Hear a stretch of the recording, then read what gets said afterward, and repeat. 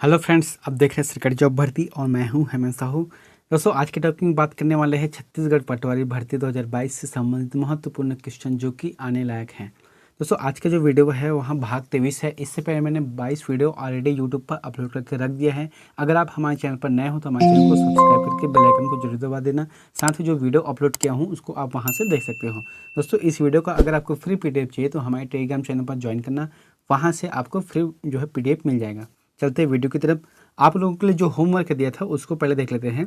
यहाँ पर प्रश्न है कि छत्तीसगढ़ के 10 आकांक्षी जिले में से कौन शामिल नहीं है। ठीक है, तो यहाँ पर 4 ऑप्शन दिया है, तो इसका सही आंसर आ जाएगा मुंगेली। ठीक है, अब 10 आकांक्षी जिले कौन कौन से हैं, तो बस्तर संभाग के पूरा 7 जिले हैं और एक है महासमुंद, एक है राजनांदगांव और एक है कोरबा। तो कुल मिलाकर 10 आकांक्षी जिले हैं छत्तीसगढ़ में। अगर पूरे भारत देश की बात किया जाए तो 115 आकांक्षी जिले हैं पूरे भारत देश में। नेक्स्ट क्वेश्चन है, आज का 1 से लेकर 8 तक जो क्वेश्चन है वहाँ करंट अफेयर से संबंधित क्वेश्चन है जो कि बहुत ही इंपॉर्टेंट है। पहला क्वेश्चन है, छत्तीसगढ़ बजट 2022-23 के लिए किस वेद के मंत्र का उच्चारण करके बजट सत्र की शुरुआत की गई। ठीक है, तो छत्तीसगढ़ के इतिहास में यह पहली बार है जब किसी सरकार ने, जैसे कि अभी कौन है, भूपेश बघेल की सरकार है, तो उन्होंने जो है यजुर्वेद के जो मंत्र है उसके उच्चारण करके इस बार का जो बजट है उसको पेश किया है। तो इसका आंसर क्या आ जाएगा, यजुर्वेद आ जाएगा। नेक्स्ट क्वेश्चन है, छत्तीसगढ़ में राज्य मुख्य सूचना आयुक्त वर्तमान में कौन है। ठीक है, तो अभी वर्तमान में कौन है छत्तीसगढ़ के राज्य मुख्य सूचना आयुक्त, इसका आंसर आएगा M.K. राउत। M.K. राउत जो है अभी छत्तीसगढ़ में मुख्य सूचना आयुक्त है। नेक्स्ट क्वेश्चन है, हाल ही में राष्ट्रीय समुद्री दिवस कब मनाया गया है। तो हाल ही में राष्ट्रीय समुद्री दिवस कब मनाया गया है, इसका आंसर आ जाएगा 5 अप्रैल को मनाया गया है राष्ट्रीय समुद्री दिवस। नेक्स्ट क्वेश्चन है, किस राज्य को 13 नए जिलों के साथ एक नया नक्शा मिला है। ठीक है, तो अभी हाल ही में जो है आंध्र प्रदेश है, जिसका आंसर रहेगा आंध्र प्रदेश। यहाँ की जो सरकार ने 13 नए जिलों का गठन करने की घोषणा की गई है। अर्थात जब 13 नए जिले मिल गए हैं तो फिर इसकी जो नया मैप है और नया जो नक्शा है वहाँ तैयार हो गया है। नेक्स्ट क्वेश्चन है, हाल ही में किसने क्वीन ऑफ फायर नामक एक उपन्यास लिखा है। ठीक है, तो अभी किसने जो है क्वीन ऑफ फायर नामक एक उपन्यास को लिखा है, इसका आंसर आ जाएगा देविका रंगाचारी। जो देविका रंगाचारी है इन्होंने अभी वर्तमान में क्वीन ऑफ फायर नामक एक उपन्यास को लिखा है। नेक्स्ट क्वेश्चन है, हाल ही में पाकिस्तान के कार्यवाहक प्रधानमंत्री के रूप में किसे नामित किया गया। बहुत ही इंपॉर्टेंट है क्योंकि जो इंटरनेशनल करंट अफेयर है उसके लिए इंपॉर्टेंट है। अभी हाल ही में वहाँ के जो इमरान खान है, वहाँ के जो प्रधानमंत्री थे, तो उन्होंने जो है नेशनल असेंबली को भंग किया है। ठीक है, तो वहाँ के राष्ट्रपति ने फिर हाल के रूप में कार्यवाहक प्रधानमंत्री के रूप में किसे नामित किया गया है, इसका आंसर आ जाएगा गुलजार अहमद। गुलजार अहमद तो अभी पाकिस्तान के कार्यवाहक प्रधानमंत्री है। नेक्स्ट क्वेश्चन है, 2021 के लिए मिनी माता सम्मान किसे प्रदान किया गया। ठीक है, तो छत्तीसगढ़ में 2021 के लिए मिनी माता सम्मान किसे प्रदान किया गया, इसका आंसर आ जाएगा सुश्री कमला देशमुख। सुश्री कमला देशमुख को जो है मिनी माता सम्मान दिया गया। और मिनी माता सम्मान है वहाँ किस क्षेत्र में दिया जाता है, इसका आंसर है महिलाओं का उत्थान के लिए। ठीक है, महिला उत्थान के लिए मिनी माता सम्मान दिया जाता है। और कौन से क्षेत्र द्वारा दिया जाता है, कौन से विभाग द्वारा दिया जाता है, इसको आंसर आ जाएगा महिला एवं बाल विकास के द्वारा दिया जाता है। नेक्स्ट क्वेश्चन है, प्रधानमंत्री गति शक्ति योजना का शुभारंभ कब किया गया। तो प्रधानमंत्री गति शक्ति योजना का शुभारंभ है वहाँ कब किया गया, इसका आंसर आ जाएगा 13 अक्टूबर 2021 को। 13 अक्टूबर 2021 को जो है इसका शुरुआत किया गया। अब इसके बारे में थोड़ा सा टिप देख लेते हैं। तो इसका उद्देश्य क्या है, आधारभूत परियोजना के क्रियान्वयन में बाधा दूर कर विकास कार्य में तेजी लाना है। नेक्स्ट क्वेश्चन है, विश्व में हथियारों का सबसे बड़ा आयातक देश कौन सा है। ठीक है, तो आयातक मतलब है मंगाने वाला देश है ना। तो विश्व में सबसे ज़्यादा जो है बड़ा आयातक देश कौन सा है हथियारों, इसका आंसर आ जाएगा सऊदी अरब। सऊदी अरब जो है विश्व में सबसे बड़ा देश है जो दूसरे देश से आयात करता है हथियारों का। नेक्स्ट क्वेश्चन है, बिट किसका संक्षिप्त रूप है। यहाँ कंप्यूटर से संबंधित क्वेश्चन है। तो बिट किसका संक्षिप्त रूप है, इसका आंसर आ जाएगा 3rd नंबर, यानी कि बाइनरी डिजिट का नंबर है। बाइनरी डिजिट का जो है शॉर्टकट नाम है बिट। नेक्स्ट क्वेश्चन है, फैक्स मशीन और इमेजिंग सिस्टम खालिस्तान के उदाहरण हैं। ठीक है, जो फैक्स मशीन है और इमेजिंग सिस्टम किसके उदाहरण है? इसका आंसर आ जाएगा स्कैनिंग डिवाइस के। जैसे कि फैक्स मशीन के माध्यम से किसी को मतलब मैसेज भेजना है, ठीक है, या फिर इमेज भेजना है, तो सबसे पहले उस चीज़ को स्कैन किया जाता है। स्कैन करने के बाद जहाँ पर भेजना है उसके एड्रेस में जो है नंबर लिखकर उसके पास भेज दिया जाता है। तो इस तरीके से स्कैनिंग मशीन है फैक्स मशीन और इमेजिंग सिस्टम। नेक्स्ट क्वेश्चन है, निम्न में से कौन सी नवीन उपयोग में आने वाली कंप्यूटर भाषा है? ठीक है, जो अभी वर्तमान में एक कंप्यूटर का नया लैंग्वेज बनाया गया है जो कि बहुत ही इंपॉर्टेंट है, इसका नाम रहेगा स्मॉल टॉक। स्मॉल टॉक जो है इसका नाम है, जो कि नवीन उपयोग में लाए जाने वाली कंप्यूटर भाषा है। नेक्स्ट क्वेश्चन है, ऑब्जेक्ट की प्रॉपर्टीज एक्सेस करने के लिए प्रयुक्त माउस तकनीक है। ठीक है, अगर कोई भी जगह ऑब्जेक्ट है या फिर कह सकते हैं आइकॉन है या फिर फोल्डर है, तो उसको खोलने के लिए क्या करते हैं? सब लेफ्ट क्लिक करके उसको ओपन करते हैं। लेकिन यहाँ पर क्या पूछा गया है? प्रॉपर्टीज को, इसलिए इसका आंसर आ जाएगा राइट क्लिकिंग। राइट क्लिकिंग के माध्यम से उसके जो नीचे में प्रॉपर्टीज रहता है उसको ओपन करके देख सकते हैं। नेक्स्ट क्वेश्चन है, लोटस 123 एप्लीकेशन प्रोग्राम का आधारभूत प्रोग्राम कौन सी है? ठीक है, जो लोटस प्रोग्राम है 123 का, उसका जो एप्लीकेशन प्रोग्राम है उसका आधारभूत प्रोग्राम कौन सा है? इसका आंसर है विंडो। विंडो को एक आधार माना गया है, फिर उसके बाद वहाँ एप्लीकेशन तैयार किया गया है। नेक्स्ट क्वेश्चन है, दाहिना का तत्सम शब्द है, तो दाहिना जो शब्द है उसका तत्सम शब्द क्या आ जाएगा? यहाँ पर नीचे देखते हैं, सेकंड नंबर आ जाएगा। ठीक है, दाहिना में जो है जो नल की ना है उसकी जगह क्या आ जाएगा? बान के ना आ जाएगा। ठीक है, बान के ना आएगा तभी जो है इसका तत्सम शब्द आ जाएगा। नेक्स्ट क्वेश्चन है, हिंदी में प्रयुक्त शब्द कहलाते हैं, तो हिंदी में जो प्रयुक्त शब्द है वह कौन सी है?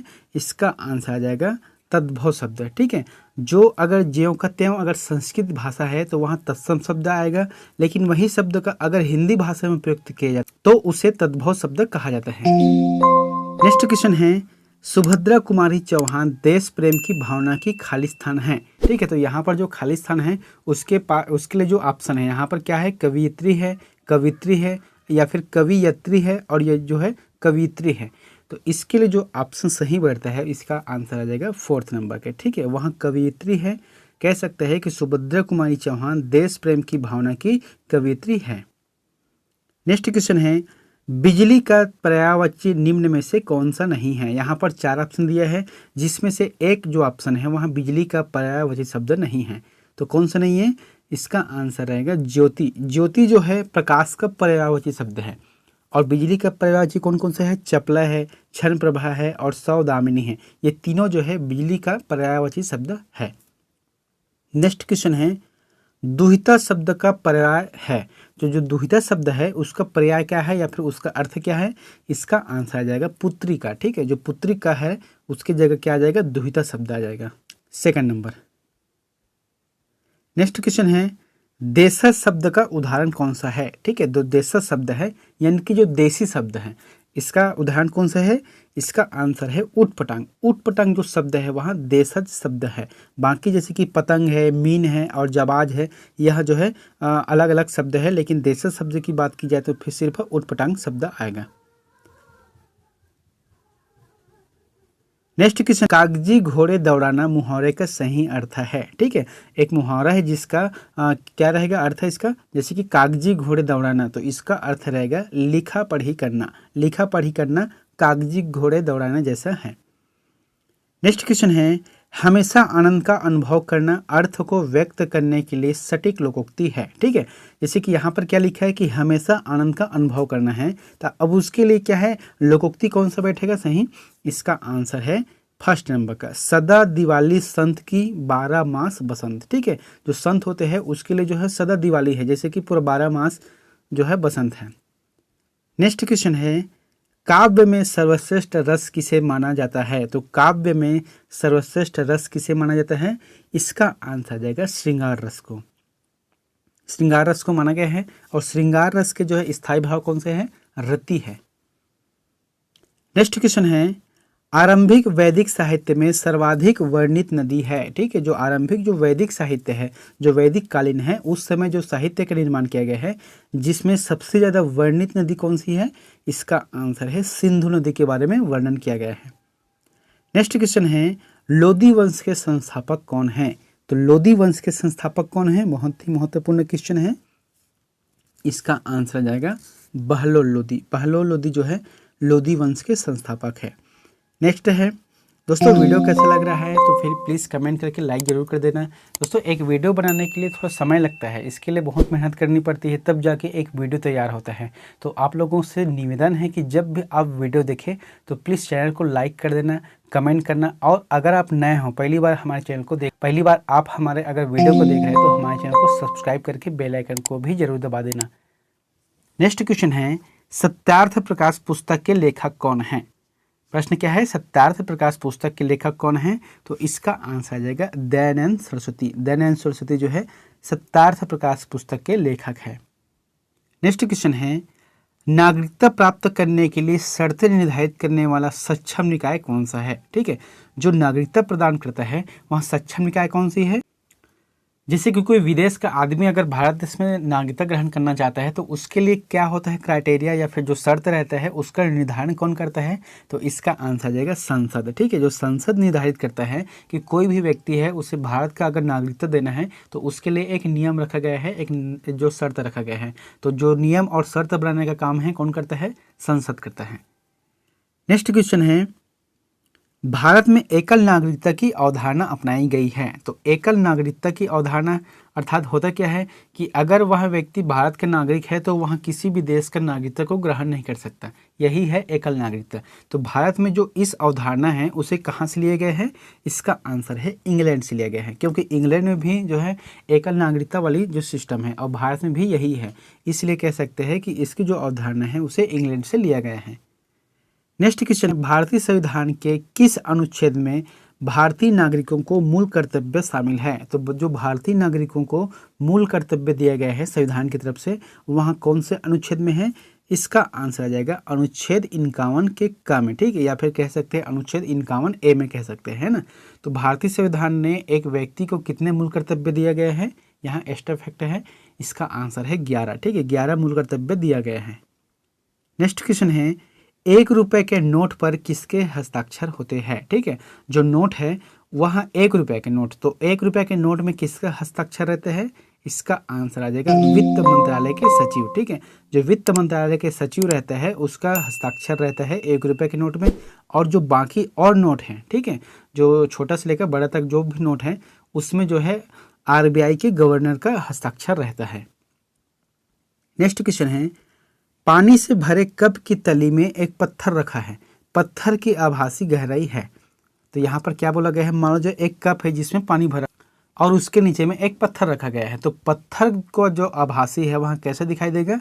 इसका आंसर आ जाएगा 3rd नंबर का, इसकी वास्तविकता गहराई से अधिक होगी।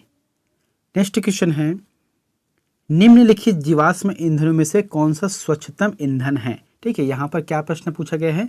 स्वच्छतम ईंधन की बात की गई है। ठीक है, लेकिन जैसे कि कोयला है, पेट्रोल, प्राकृतिक गैस और डीजल है, ये सभी जो है जीवाश्म ईंधन है। लेकिन अगर स्वच्छतम ईंधन की बात की जाए तो प्राकृतिक गैस ही स्वच्छतम ईंधन है।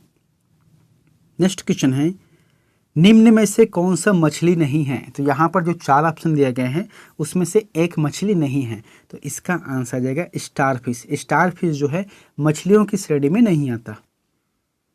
नेक्स्ट क्वेश्चन है, शोभा डे द्वारा लिखी गई पुस्तक निम्न में से कौन सी? तो इसका आंसर क्या आ जाएगा? इसका आंसर आ जाएगा स्पीड पोस्ट। दोस्तों ये जो क्वेश्चन है शोभा डे और स्पीड पोस्ट वाले जो है कई एग्जाम में इसको पूछे गए हैं, तो फिर यहाँ जो क्वेश्चन है बहुत ही इंपॉर्टेंट है।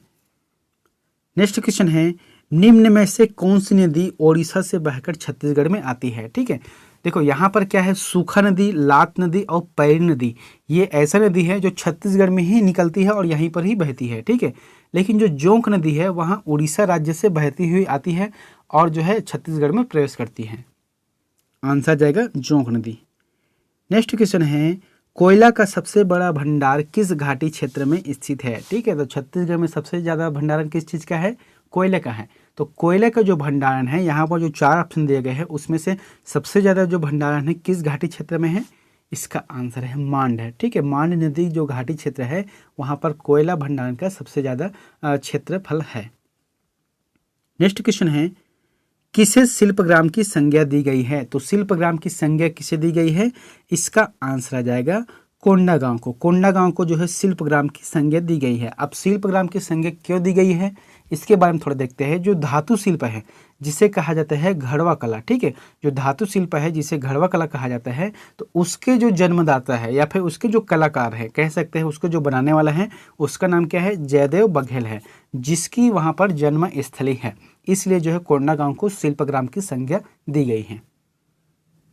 नेक्स्ट क्वेश्चन है दोस्तों, एक चीज़ यहाँ पर बताना चाहता हूँ कि 24 अप्रैल को जो इसका एग्ज़ाम होने वाला है छत्तीसगढ़ पटवारी भर्ती का, तो फिर यहाँ जो समय बहुत ही कम बचा है, इसलिए आप इसके बारे में बहुत ही ज़्यादा तैयारी करना, क्योंकि कंपटीशन छत्तीसगढ़ में बहुत ही हाई हो गया है। हालांकि छत्तीसगढ़ सरकार की जो रिपोर्ट आई है 0.6% बेरोजगारी दर, ये तो सिर्फ कागजी है, लेकिन असल में जो बेरोजगारी दर है बहुत ही ज़्यादा है, इसलिए आप तैयारी करना। साथ ही 24 अप्रैल के बाद जो है छत्तीसगढ़ सब इंस्पेक्टर का है और जो एडीओ का अभी वैकेंसी आने वाला है, हालांकि अभी नहीं आया। जब भी इसका जो वैकेंसी आएगा तो फिर मैं क्या करूंगा, छात्रावास अधीक्षक का, सब इंस्पेक्टर का और जो है एडीओ का, ये तीनों का जो वीडियो है मैं एक ही क्वेश्चन आंसर में लाते चले जाऊंगा, जो कि बहुत ही इंपॉर्टेंट होगा। साथ ही इसमें जो करंट अफेयर संबंधित क्वेश्चन है और रीजनिंग के लिए तो मैं अलग से क्लास बता ही रहा हूँ, उसके लिए तो इस तरीके से पूरी तरह से सिलेबस को कंप्लीट करते हुए चलेंगे। नेक्स्ट क्वेश्चन देखते हैं यहाँ पर, निम्न में से भू आवेष्टित जिला कौन सी है। तो भू आवेष्टित जिला कौन सी है, यहाँ पर पहले समझते हैं कि भू आवेष्टित होता क्या है। ऐसा जिला जो किसी भी राज्य को, यानी कि जो दूसरे राज्य है उसको स्पर्श नहीं करती है, उसे कहा जाता है भू आवेष्टित जिला। तो इसमें से बीजापुर, धमतरी और गौरेला, पेंड्रा, मरवाही जो है बाकी जो राज्य है, अलग जो राज्य है उसको स्पर्श करती हैं, लेकिन दंतेवाड़ा ऐसा जिला है जो किसी भी राज्य को स्पर्श नहीं करती है। नेक्स्ट क्वेश्चन है, छत्तीसगढ़ उच्च किस्म के सागौन वृक्ष किस क्षेत्र में मिलते हैं। ठीक है, जो छत्तीसगढ़ में उच्च किस्म के सागौन वृक्ष हैं तो वहाँ किस क्षेत्र में मिलते हैं, इसका आंसर है खुरसेल घाटी। जो खुरसेल घाटी है उस क्षेत्र में सागौन वृक्ष के उच्च किस्म के जो है लकड़ी यहाँ पर मिलते हैं। और साथ ही खुरसेल घाटी के साथ साथ एक और घाटी पड़ता है चिल्फी घाटी। ये दोनों क्षेत्र में बहुत ही ज़्यादा उच्च किस्म के सागौन मिलते हैं। नेक्स्ट क्वेश्चन, प्रदेश में स्थापित सहकारी शक्कर कारखाना कौन सी है। दोस्तों यहाँ पर एक चीज़ करेक्शन कर लेना, यहाँ पर आ जाएगा प्रथम आ जाएगा, ठीक है, प्रथम रहेगा, प्रदेश में प्रथम स्थापित शक्कर कारखाना। ठीक है, तो कौन सी है, इसका आंसर है भोरमदेव शक्कर कारखाना, जो कि कवर्धा या फिर कबीरधाम में स्थित है। नेक्स्ट क्वेश्चन है, कबीरधाम में स्थित भोरमदेव मंदिर का निर्माण किस शैली में किया गया है। ठीक है, जो भारतीयों का जो मंदिर है, यानी कि जो हिंदुओं का जो मंदिर है, उसमें बहुत ही विभिन्नता देखी जाती है। जैसे कि एक होता है द्रविड़ शैली का, पैगोडा शैली का, नागर शैली का, तो फिर इस तरीके से जो मंदिरों का निर्माण किया जाता है। तो यहाँ पर पूछा क्या गया है कि कबीरधाम के जो भोरमदेव मंदिर है, ठीक है, तो वहाँ कौन सी शैली में इसका निर्माण किया गया है, इसका आंसर है नागर शैली में निर्माण किया गया है। अब इसके बाद हम देखते हैं, जो भोरमदेव का मंदिर है उसे 11वीं शताब्दी यानी कि 1089 साल पहले इसका जो निर्माण किया गया था।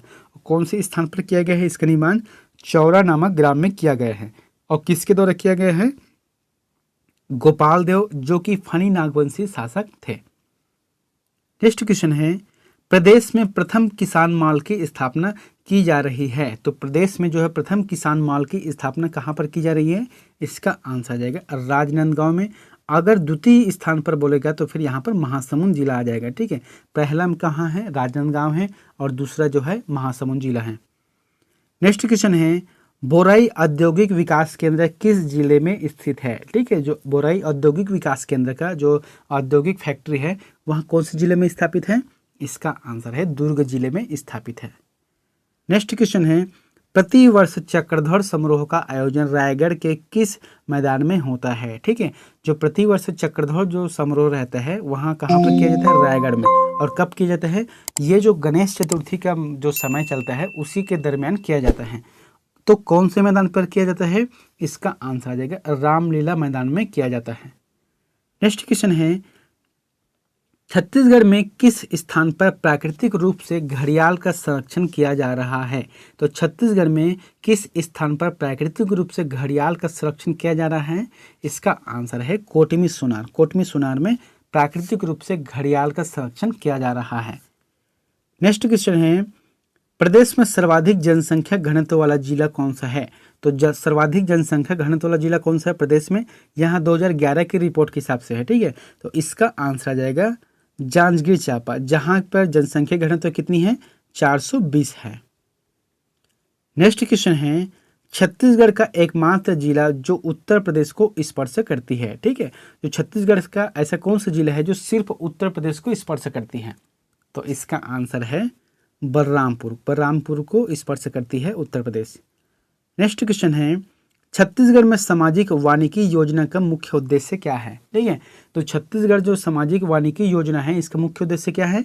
इसका आंसर है समाज के द्वारा फलदार वृक्ष लगाकर हरियाली में वृद्धि लाना। इसके बारे में थोड़ा सा बता देता हूँ। जो ग्रामीण क्षेत्र है, ग्रामीण क्षेत्र में जैसे कि गांव है, ठीक है, तो वहाँ पर जो खाली पड़े हुए मैदान है या फिर जो खाली खेत है या फिर ज़मीन है, उसको जो है वहाँ के जो लोग हैं, वहाँ के जो सामाजिक लोग हैं, उसकी सहायता से फलदार वृक्ष को लगाना है, जिससे फल की प्राप्ति होगी और साथ ही छायादार वृक्ष भी तैयार हो जाएगा। नेक्स्ट क्वेश्चन है, फुलवारी योजना का उद्देश्य क्या है? तो फुलवारी योजना का उद्देश्य क्या है? कुपोषण से मुक्त कराना। आंगनबाड़ी के माध्यम से कुपोषण से मुक्त कराना फुलवारी योजना का मुख्य उद्देश्य है। नेक्स्ट क्वेश्चन है दोस्तों, आप लोगों के लिए होमवर्क है, तो इसका आंसर प्लीज़ हमें कमेंट बॉक्स पर जाकर जरूर कमेंट करना। यहाँ क्वेश्चन थोड़ा सा हार्ड, हालांकि मुझे पता है कि आप लोग इसका आंसर जरूर कमेंट करोगे। प्रश्न है कि किस अनुच्छेद के अनुसार 2 या 2 से अधिक राज्यों और किसी संघ राज्य क्षेत्र के लिए एक ही उच्च न्यायालय स्थापित कर सकती हैं? जैसे कि उदाहरण भी दे देता हूँ, जैसे कि एक है पंजाब और एक है हरियाणा, तो दोनों के लिए क्या है उच्च न्यायालय की व्यवस्था? चंडीगढ़ में है। या फिर जैसे कि संघ राज्य और संघ क्षेत्र, जैसे कि महाराष्ट्र के लिए मुंबई है, साथ ही दादर और नागर हवेली भी उधर से पड़ जाता है। या फिर पूर्वोत्तर की भारत देखा जाए तो फिर नागालैंड, मिजोरम है, त्रिपुरा है। तो इन जो 4-5 राज्य है उसके लिए एक ही जगह पर जो है उच्च न्यायालय की व्यवस्था की गई है। तो इस तरीके से जो व्यवस्था है उच्च न्यायालय के लिए, तो किस अनुच्छेद के अंतर्गत की जाती है? आपके लिए जो अनुच्छेद हैं 214, 220, 231, 221, इन चारों में से जो भी आंसर आपको सही लगता है तो प्लीज़ कमेंट बॉक्स पर जाकर जरूर बताएं। साथ ही इस वीडियो अगर आप लोगों को अच्छा लगा, आप लोगों के लिए जो हेल्पफुल हो रहा है, तो हमारे चैनल को सब्सक्राइब करके बेल आइकन को जरूर दबा देना। मिलते हैं नेक्स्ट वीडियो में एक नई जानकारी के साथ। Thank you.